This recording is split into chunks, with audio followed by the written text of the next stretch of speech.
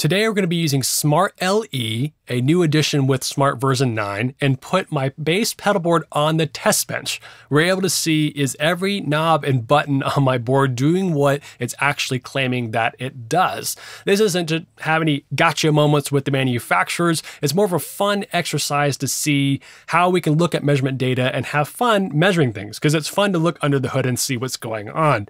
And the great part is you don't have to have a measurement microphone or a speaker, although we typically use these tools in a system tuning environment. I want to show you that you can measure anything that you can pass signal through. It could be a graphic equalizer, it could be a console. And again, today we're using my base pedal board of all things. There's just a couple of processors, but we'll be able to see what's going on and look under the hood. I'm really excited to share it for you.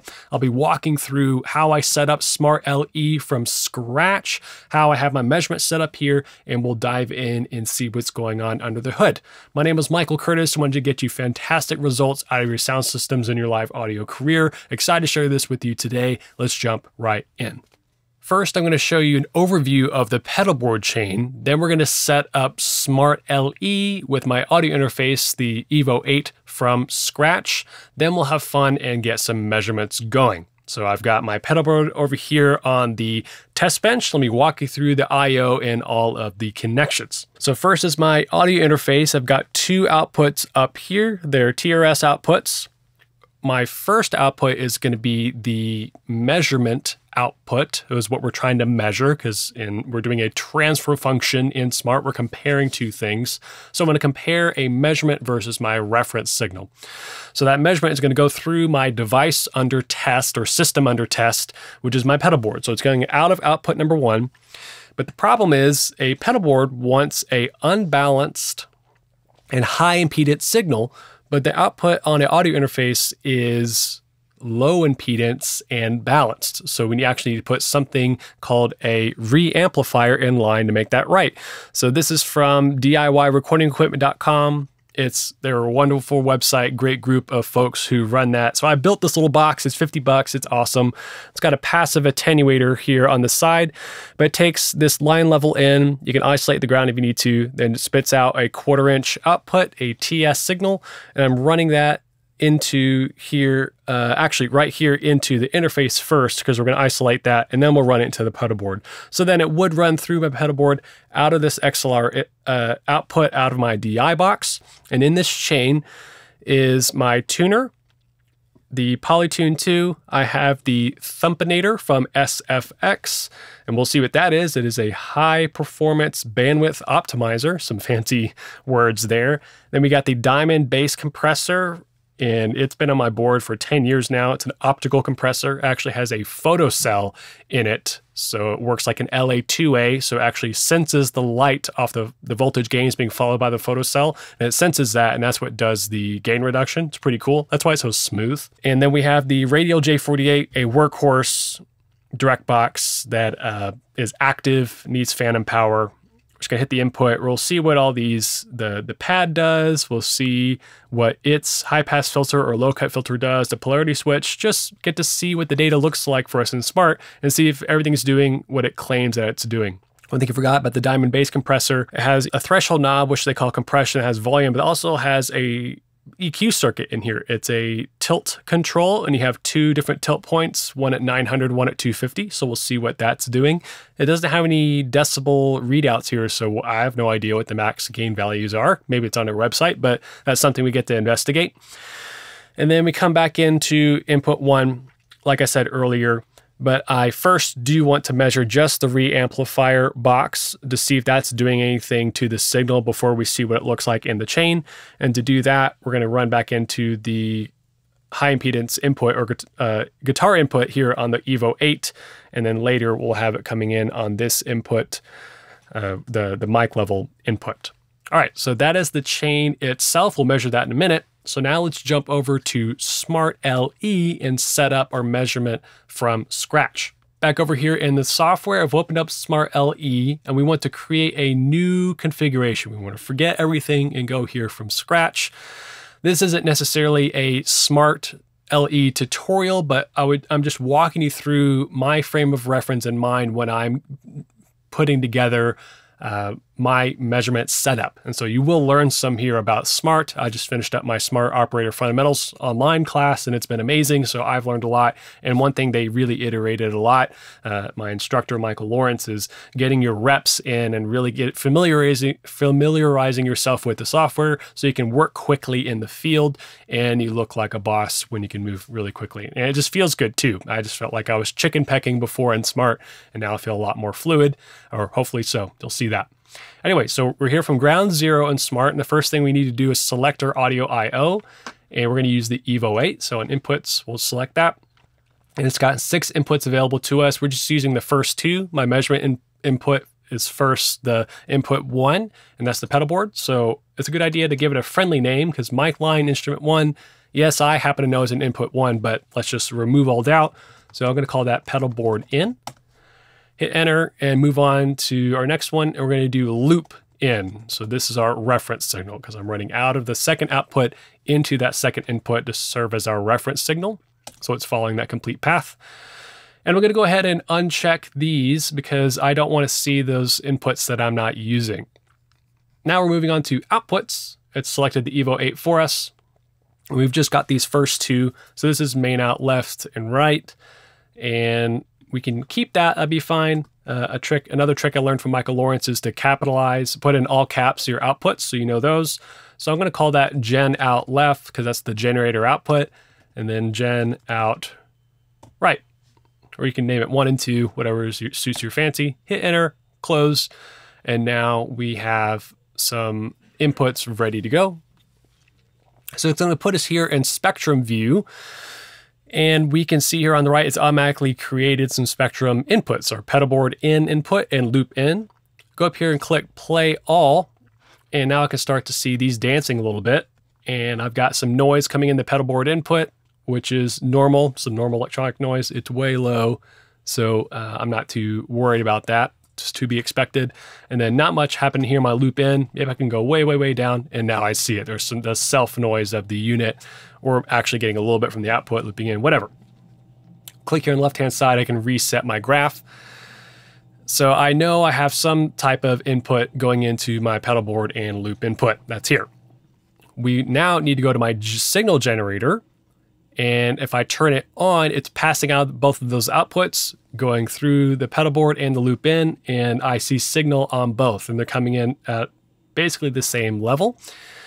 Right now, again, my signal path for my system under test is just the reamplifier, then passing back into the instrument input. We'll put the full pedal board in the chain in a little bit. All I'm doing now is just verifying that everything is working. I'm getting signal.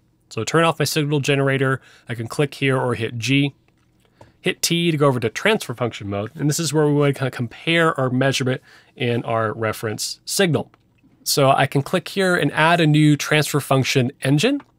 I'm going to call this Pedalboard TF. In the measurement channel, Pedalboard in. Again, we have these friendly names right here, which is awesome. I have loop input, hit create and close. I've got it. I want to hit right click, change color, make it something a little brighter and cheerier. Hit apply, you can see that.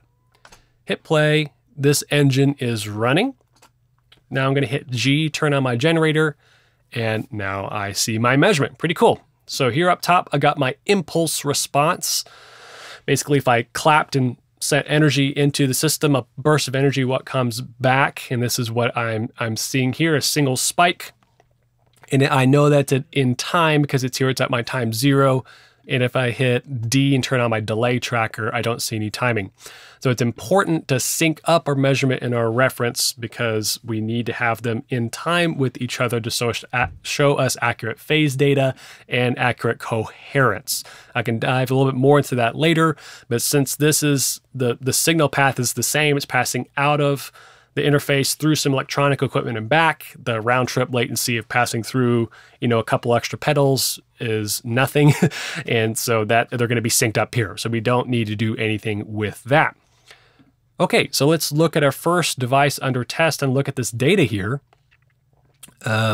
Is that we have the L2A passive reamplifier, and it has a little attenuator on the side. So let's turn this down and see how far down it goes. I'm going to slowly turn it here. and we see it fall. This magnitude trace. Let's see, I've got it about halfway now. So basically at the halfway marker at noon, I've dropped it almost 18 dB. I can scroll down a little bit here. And we see here my impulse response spike is now lower, but I still have really great coherence. That would be that red line up at the top. It's all the way up at the top because there's no noise in the measurement, right? And I'm going to keep bringing it down. Let me do it all the way. And now it basically killed it. So even if I scroll all the way down here, it's struggling to find data. The coherence is like, what's going on? So I've killed it. So if I bring it up even just a little bit, it's going to find itself now. And we'll see where it is. Scroll up a little bit now. So right now we're at -42. So that's obviously too low.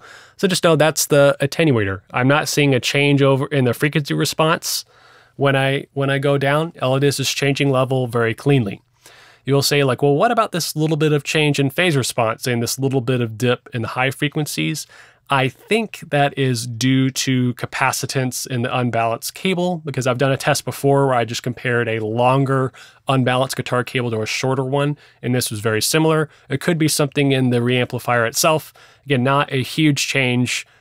Especially guitars really don't have much energy above 10K anyway, especially electric guitars. So I'm not worried about it. Not a defect in the unit, but just cool to see that it's just a very slight change. The attenuator is working as predicted, and it's doing what I want it to. So it's passing into that guitar input. So now let me put the pedal board in the chain. I will have you know the thumpinator does not have a on-off, so we're going to immediately see that come into effect. It will also have the J48 in line. And now this is going to be passing into microphone input number 1 instead of the high impedance input number 1. So let me make that happen. You were lying on a rooftop bathed in starlight. Now I've got my full pedal board in the path, coming out of the interface through the reamplifier into the tuner, thumpinator, bass comp, the J48, and into microphone input number 1. It's on the same gain setting. Forgot to show you earlier, I had both inputs about 20 dB of gain, and they were pretty closely matched. Again, I know we're comparing my reference input is coming into a mic input, and earlier it was coming into a high impedance input. So there might be some differences there. So I'm not trying to compare the absolute gain values of those two, just want to notice that change. But now this is coming into two separate mic inputs. Pretty cool. So now let's turn on our pink noise. And we see a few changes here. Number one, if we start at the bottom of our magnitude graph, I see that the signal is hotter. We were sitting just under unity. So if we brought it down, this is about where it was. So there's about a 5 dB discrepancy. I should have captured that trace earlier. But let's do this. Let's just say Pedalboard flat. So that's with no other processing than just the thumpinator in line. I'll clear this and let's look at this measurement now. So here's one thing I noticed with this pedalboard measurement, or a couple of things here. We've got down here a drop in low frequencies. Let me normalize this to 1K. And we see a drop down here. So it looks like a high pass filter. And I also see the accompanying phase change that happens with a high pass filter right here at the corner frequency. So that looks like about, I'll click on the trace here, it'll give me a readout. Looks like about 40 Hertz is where that is the corner frequency. I see a corresponding drop. That's about 3 dB, not quite 3 dB down there at that point, but then we slope off a little bit more. And so that's what the thumpinator is doing. It's they call it a high performance bandwidth optimizer, and it's just a high pass filter, nothing crazy. And why would you need that in a bass circuit? If you're playing slap bass, it's very percussive. So if you're hitting the string and the body, there's a lot of subsonic or infrasonic energy that's going on that's not really useful to the signal, but it's being generated from you hitting the strings. And so by filtering that out before you get to your compressor or your preamp, it saves on headroom. And that's all that's happening. And so I put that in line if I'm doing slap work, just so I can save a little bit of headroom and just clean up the top end before hitting the preamp. You can always do a high pass filter after the fact, but again, it doesn't count for what's later on in your chain before hitting the preamp. So that's what the thumpinator is doing. Let's find that. And now let's move on to the bass comp. This will be fun to dive into. We'll look at the level changes between these knobs, look at the EQ circuit, and see if it's actually at these corner frequencies. Turn this on. Take off our trace offset. Go here to 1K, put that here, and now I'm going to engage our compressor. All right, so with all knobs at noon, we get a little bit of a bump. Let me turn down volume, put it back right here. There we are. And, oh, here's one thing I notice. You see the change in phase? And the IR flips upside down. So here we see it go whoop, and now here up top, and it's going to flip upside down. So when I engage this pedal, it also has a polarity inversion. So why is that?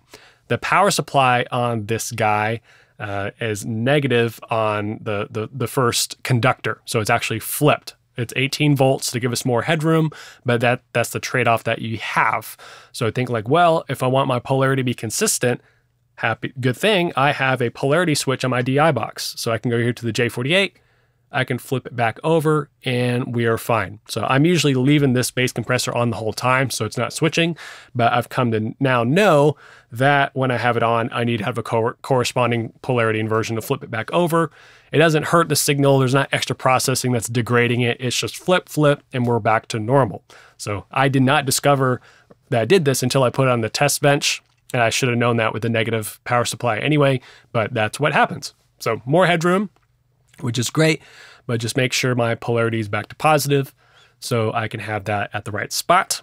Okay, so let's keep moving through. So I have the volume knob, which is doing what's expected. So if I crank it all the way up, I've got about a 12 dB increase. And if I bring it all the way down, it kills the signal. So let me bring it up just a little bit here.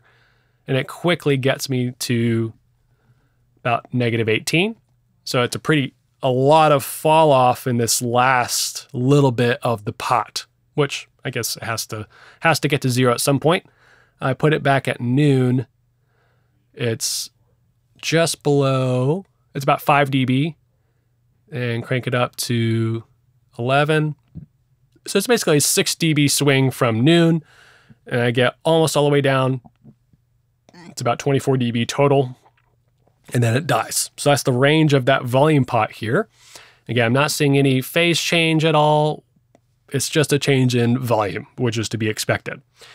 So let's look at this compression knob here.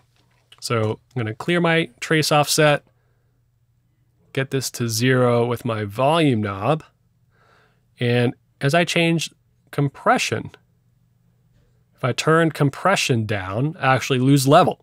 So that's interesting. Usually a threshold knob on a compressor, any digital desk, all it is just lowering the threshold. It's not messing with the volume. This one actually messes with volume. So you have to have a corresponding drop in volume if you increase it. So if I turn compression all the way up, now I'm getting +12. So it's actually similar to what this volume knob is doing here on the right. So this little light here in the compressor will actually tell me when it's compressing. It may be kind of hard to see on the camera, but now I'm going to crank up the pink noise and then turn this down, try to put it back at unity, and we'll actually see when it's going to start compressing. So I'm going to turn this up, and as I've turned it up, we now see the level drop because it's working against it, it's compressing. So we can see here the light is glowing now, it's actively compressing. So, and actually my input isn't happy either. So I'm gonna turn, my reference input is not happy. Let me turn that down, there we go. So I need to go adjust my preamp gains a little bit if I wanted to push this even more, but I can see there's compression happening here, we're lower in level, and now I'm gonna take compression, not have as much, put this back down to -36, and we'll see it rise up a little bit. Now we're here. So just know that not all knobs are going to do what you think they're going to do, especially on guitar pedals, because there's always crazy names for stuff that you would think it's just threshold, but it's going to affect volume too. So if I now take this pedal out of the chain, we have a little bit of volume rise. So if I wanted to put it at unity and have my compression at noon, I want to put my volume knob about here, and it's pretty even gain value right here to have it pass through at that point. Of course, it's subject to how hot the input signal is coming into this bass compressor. But again, interesting thing. Let me put this at unity now so we can see what's going on. Reset my graph, and now let's look at the tilt EQ. So this guy's pretty cool. I'm gonna hide the impulse response so we can see this a little bit better. That was Command I. So this tilt EQ picks a center frequency. So right here it either says 900 or 250, and we can twist this and let's see what it does. I'm gonna start with 250. So I've engaged that guy. Let's turn it down first. And we see that tilt. So now I have a 6 dB increase in the low frequencies, and then my corner frequency is actually a little bit closer to 316 hertz instead of 250. So just some variables in the electronics here, or some tolerances that are a little bit wide in these electronics, and this smooths out here to minus 6 dB, or almost minus 6 dB in the top end by the time we get all the way down to 4K. So this response is actually pretty similar to the system response I like to use. And now let's capture that. So 250 hertz tilt. Let's see, low bump. And now let's compare it to, turn the generator back on. Now let's look at our 250 hertz high bump. Tilt, high bump. So these filters are in tandem. So we get to see these.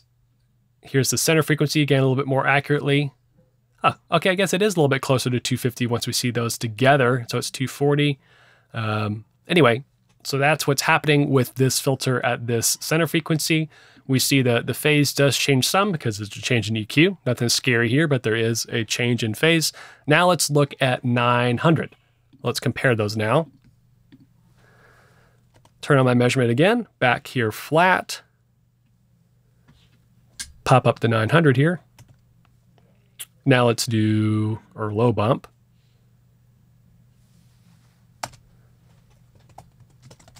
Tilt, low bump. So now that's everything from 900 and below is getting that bump, and then it's a tilt, so that it's getting 6 dB down. And now let's crank it up. So 900 hertz, high bump. There we are.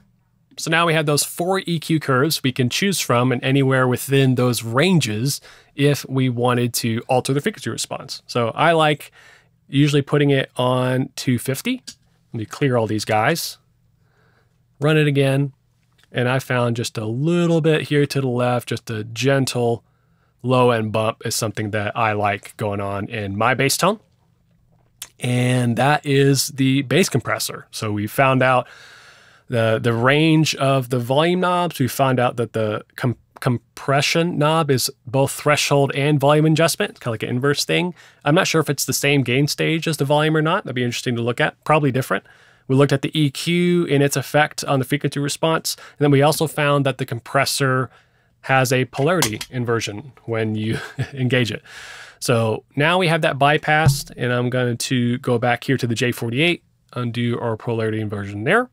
And now we're back to just measuring what the J48 is going to do. I'm going to take the thumpinator out of the circuit so we can look at its filters a little bit more closely.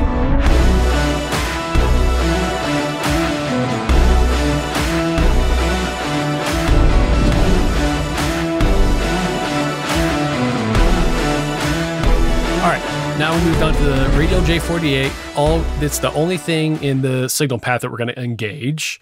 It's passing through the bass comp, but it's true bypass, so it's just flowing through it. Nothing's happening there. Let's turn on our generator. And we see we got a little bit of gain here. Just so I don't have to, we can just compare it from Unity. I'm gonna decrease the Pedalboard preamp input by 3 dB. So move that down to 17. And now we're here, we're really close to Unity with no trace offset. All right. We already saw earlier that our polarity switch works as normal. So if I engage that, we see no change in frequency response, but just a change in the IR. That's flipped upside down. And now our phase is at the -180 mark. I'll put that back. The merge switch in this guy can take the input and through inputs and sum two signals. If I engage that with nothing in, there's really no change. Maybe a slight decrease in level. Okay. Now we have a -15 dB pad. So let's see if it actually does that. So we're here really close to unity. I'll look at 1K. We're about a half dB above it. Hit the -15.